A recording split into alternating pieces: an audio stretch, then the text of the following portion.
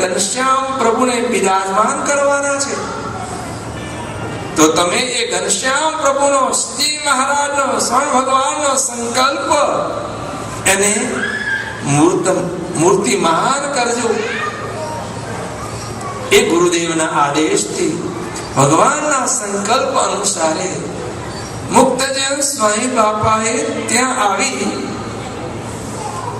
આ મોટું શિખરબદ્ધ મંદિર બનાવી ઘનશ્યામ પ્રભુને પધરાવ્યા અને એ સ્થાનમાં રહી દેશ અને વિદેશમાં સમાજ સંપ્રદાયનો, સ્વામિનારાયણ ભગવાનના સર્વોપરી સિદ્ધાંતોનો પ્રચાર અને પ્રસાર કર્યો અને વર્તમાન સમયે પ્રસાર થઈ રહ્યો છે.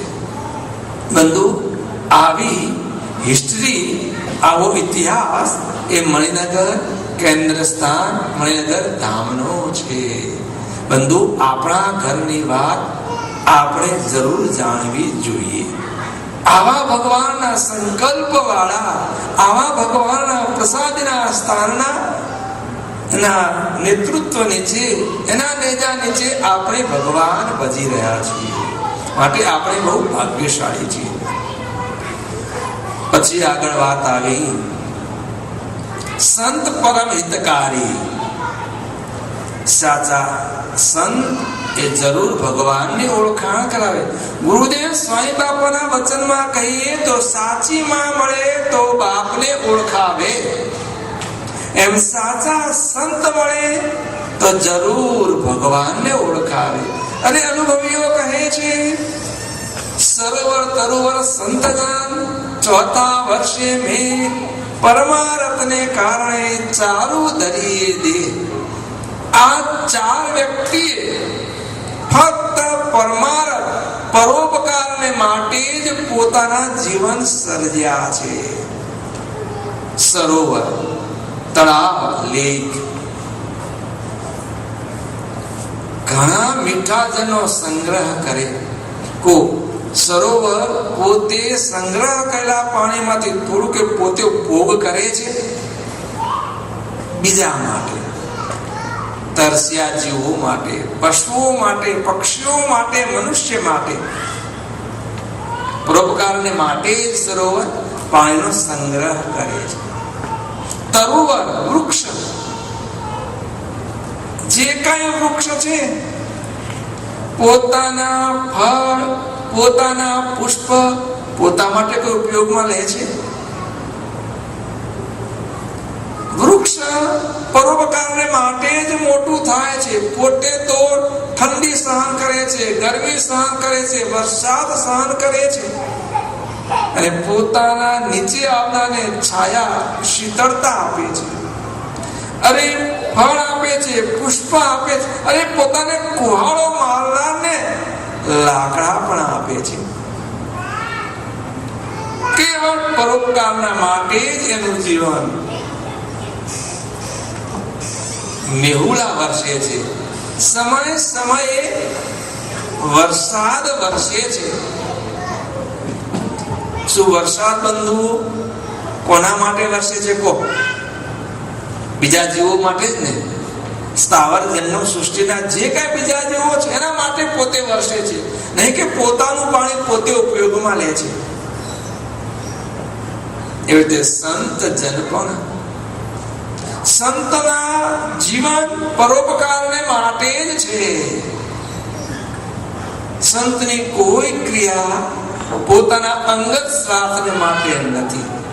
સાચા સંત હંમેશા પરોપકારને માટે જ વિચરતા હોય છે. જે કોઈ જીવ પોતાના યોગમાં આવે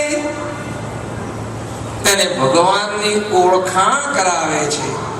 બંધુઓ, શાસ્ત્રમાં કહ્યું છે, અબજી બાપાશ્રી પણ કહે છે કે એક જીવને આપણે ભગવાનના માર્ગે વાળીએ, ભગવાનની ઓળખાણ કરાવીએ ને તો કેટલું પુણ્ય મળે છે. અનંત કોટી બ્રહ્માંડ ઉગાડ્યાનું પુણ્ય એક જીવને આપણે ઉદ્ધારીએ, ભગવાનના માર્ગે વાળીએ એટલું ભગવાન આપણને આપે છે. આટલો મોટો પરોપકાર છે. એક જીવને ભગવાનના માર્ગે વાળીએ, ભગવાનની ઓળખાણ કરાવીએ, ભગવાનની આવી પ્રસન્નતા મળે છે. સંત આ કામ કરે છે.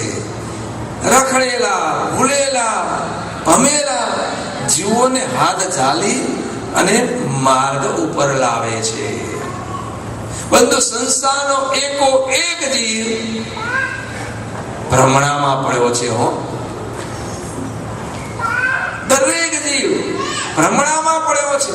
સુખ સૌને જોઈએ છે. કો સંસારના એક દેહધારીને સુખ જોઈએ છે, દુઃખ કોઈને જોતું નથી. જોઈએ છે નાનામાં નાની કીડી ના હોય કે મોટી વિશાળ શરીર વાળો હાથી ના હોય કે અતિ બુદ્ધિશાળી મનુષ્ય ના હોય કે હાવ ગાંડો ના હોય. દરેકને સુખ જોઈએ છીએ. જોઈએ છે ને કો દુઃખ કોઈને જોતું નથી. ડાયાને પણ સુખ જોઈએ છે, ગાંડાને પણ સુખ જોઈએ છે, પશુને પણ સુખ જોઈએ છે, પક્ષીને સુખ જોઈએ છીએ, નાના સૂક્ષ્મ જીવાઓને પણ સુખ જોઈએ છીએ. હમણાં અહીંયા ક્યાંય કીડી ના હોય, થોડી સાકર વેરશો ને ગમે ત્યાંથી કીડી પહોંચી આવશે. કેમ? ઓ ઇદમ ઇષ્ટ સુખ સાધનમ, આ મારું ઇષ્ટ સુખને આપનારું ભોજન છે. કીડી ગમે ત્યાંથી પહોંચી આવશે. તો પેડા લાવ્યા હોય, બોમ્બેના 10મા માળે રહેતા હોય બિલ્ડિંગમાં અને તિજોરીમાં મૂક્યા હોય તો પણ કીડી પહોંચી જાય ને અહીંયા હોતી હોતી. હા, પેડા ખાવાથી બસ આનંદ, મજા આવે. સુખમાં પ્રવૃત્તિ અને દુઃખમાંથી નિવૃત્તિ. હમણાં કીડિયાનું ઉભરાણું હોય, ગરમા ગરમ રખ્યા નાખો, ગમે ત્યાંથી કીડી આગી પાછી થઈને વહી જ જશે. જો એ રેસ તો બરી મરીશ. શું થાય ને? દુઃખમાં નિવૃત્તિ ને સુખમાં પ્રવૃત્તિ. જીવ માત્ર ને સુખ જોઈએ છે ને સુખ માટે ઝંખે છે અને દુઃખથી પાછો ભાગે છે. પણ સાચું સુખ ક્યાં છે એ ખબર પડતી નથી. એટલે ચાલો જવા નાખે. શું જવા નાખે? પેલા મૃગલાને ઉનાળામાં ઉનાળાના સમયમાં મૃગલા હરણિયા એને તરસ લાગે.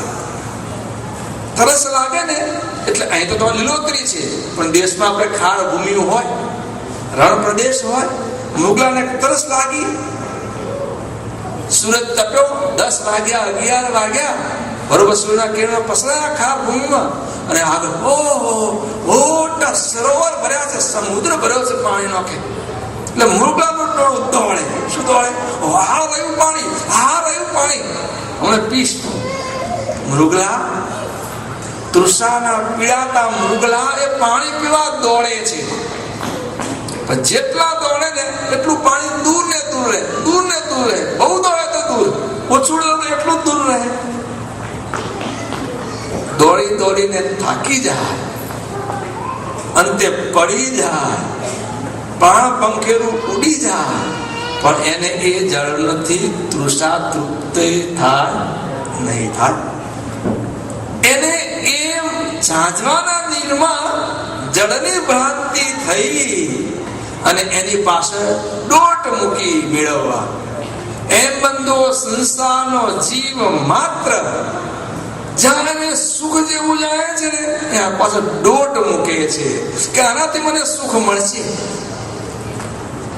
પ્રથમ તો એને દ્રવ્ય ધનમાં સુખ મનાય છે, ડોલરિયામાં પૈસામાં સુખ મનાય છે ને. જીવ માત્ર ને, મનુષ્ય માત્ર ને ધનમાં સુખ મનાય છે. તો ધન મેળવવા કેટલા પ્રયાસ કરે છે? કો આપણી વાત જ કરવાની. આપણે રૂપિયા કરતા ડોલરિયો મોંઘો, એકના 40-45, અને અમેરિકામાં સારો કમાવા મળે છે. તો કેટલી મુશ્કેલી વેઠીને અમેરિકા આવ્યા. મેક્સિકોની બોર્ડર ને કેટલા દેશોમાં રખડતા 6 મહિને 12 મહિને પણ અમેરિકા પહોંચ્યા. કારણ કે ડોલરમાં સુખ જેવું જણાવવાનું. એટલે એમ બધું જ્યાં એને સુખની ભ્રાંતિ આમ સુખ જણાય છે ત્યાં દોડે છે. પણ બંધુઓ, પૈસામાં સાચું સુખ નથી. સુખ જેવું જણાય છે પણ સાચું સુખ નથી. જો પૈસામાં સુખ હોય અને પૈસામાં સુખ હોય તો જેની પાસે લાખો, કરોડો અને મિલિયનની સંખ્યામાં ડોલર છે, એને જેને પૂછ્યા કરો, ભાઈ સુખિયા છો? નિંદર બરોબર આવે છે? ખાધેલું પચી જાય છે? તો બીજા મોટી ફાંદ હોય પણ કાગળ જેવી પાતળી બે રોટલી અંદર પચતી ન હોય. સુંદર મુલાયમ આસ્ત્રમ વાળા મોટા મોટા બેડ હોય, પથારી હોય, ભાઈને ઊંઘ ના આવતી હોય, પૂરી ઊંઘ લેવા ગોળીઓ ખાવી પડતી હોય, મોટી મોટી પેઢીઓ